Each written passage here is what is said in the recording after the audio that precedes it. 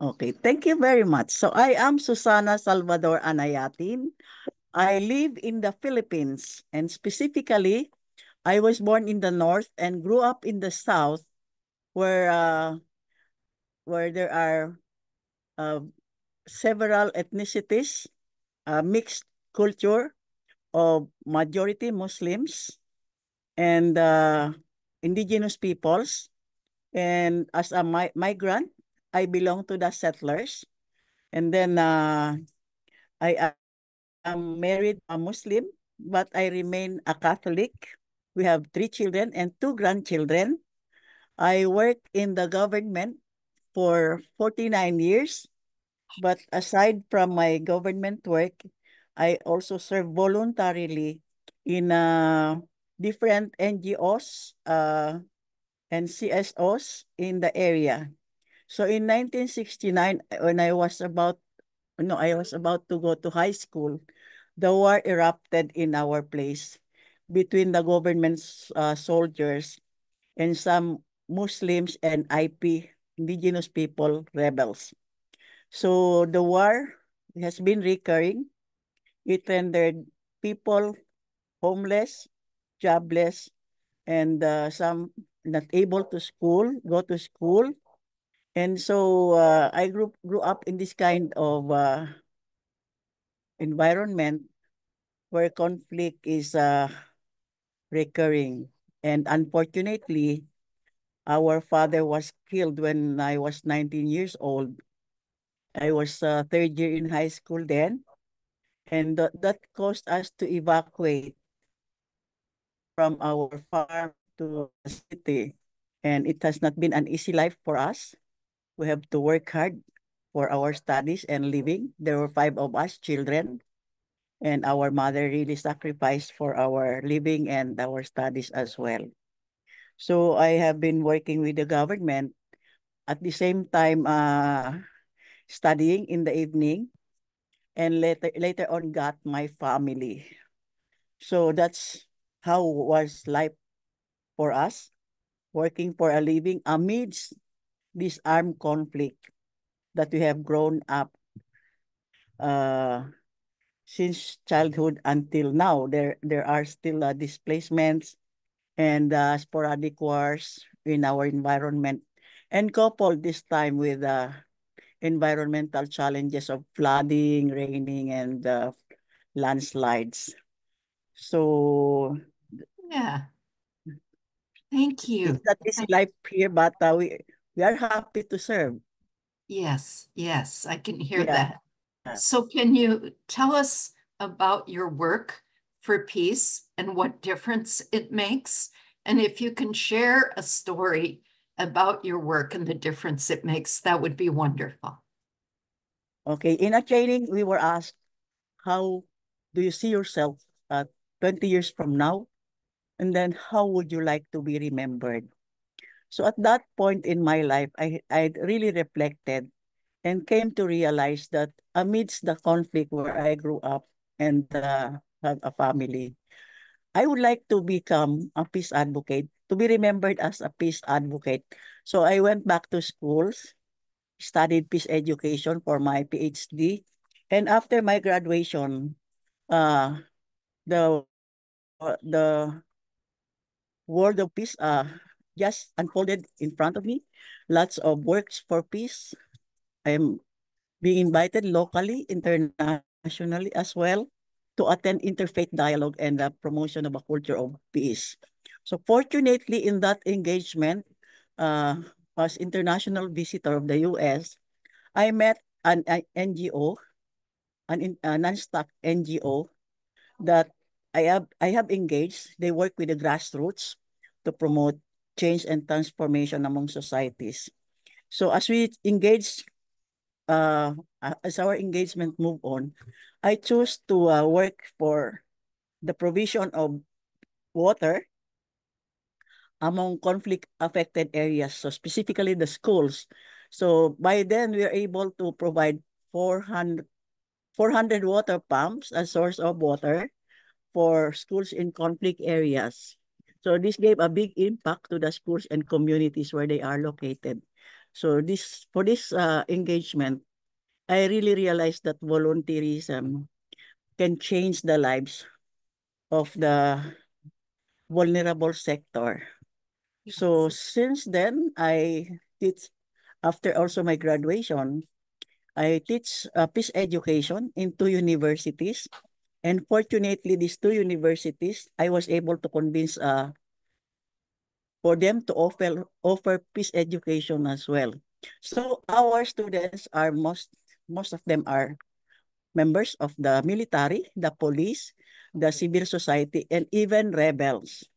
So women, men, and the youth were able to educate them for peace that promotes personal peace, cultural solidarity, environmental care, and teaching of non-violence as well, and environmental care. So these are the framework of peace education that we are teaching. So that's my life. I teach during weekends, and then Monday to Friday, I am in the government service. So this time I am a legislator. When I was about to retire, I was invited by the Office of the President to take part in the ongoing peace process. And that point, we were made to draft the peace agreement that we are now enjoying by the rebels participating now in the political arena of the region. They manage the government as indicated in the agreement that was signed. And until this time, I am part of this government that agreed to work with the government. I represent the settlers, the migrants from different parts of the country who decided to live in the region we call Bangsamoro. And we are majority Muslims. There are indigenous peoples, plus the settlers or the migrants that I was saying, most of us Christians. Uh-huh. Wow. Yeah. Wow. And what is your title now, Susanna? I am a member of the parliament. Yes. Yeah. Apart from that, I am also designated to manage the Office for Settler Communities, the most minority group in the region. And this creation of this office was also pushed by this representation as part of the law that we are now implementing. So before, for the past uh, decades, there was no office of this kind. But out of my initiative, modesty aside, we now have this kind of office to promote the welfare of the settlers, for their human rights and other needs. We are starting this office, and it is now on its third year. Yes. That's So I beautiful. represent the minority. Yes. That's amazing. So, Yeah, indeed. Su it is. Susanna, how do you define peace? And what is the source of your dedication to peace? Well, for me, peace must come from within, because we cannot manifest what is not within us. So my inspiration to work for peace is being a victim of this conflict. My father was killed when I was 19 years old. I already said a while ago. And then another brother, a policeman, was killed at the height of the kidnapping here in our place. So out of this victimhood, I came to realize that I must participate to promote change and transformation of our communities. And this is happening now, no, Yes. because of the policies, legislations that was forged into between the rebels and the government. We are now managing post-conflict situation in the government, in the communities, and we are now on its fifth year of doing this. And first elections will happen next year, because this time we are just appointed by the president managing this new government for the government, what we call the Bangsamoro, in the southernmost of the Philippines. Yes. Thank you. Yes. Thank you. So You've done so much good work, Susanna. So when you think about this whole lifetime of work you've been doing, what are you most proud?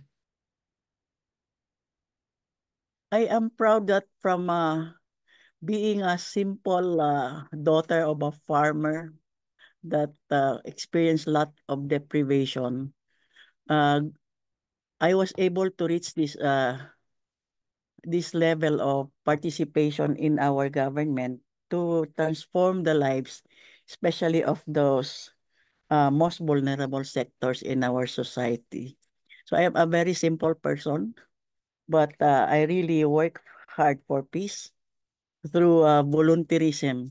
In fact, I was awarded a change volunteer for 2023 by a group, change leadership, because I am with the government and I really espouse inclusivity in governance and even at all levels in the distribution of resources, etc.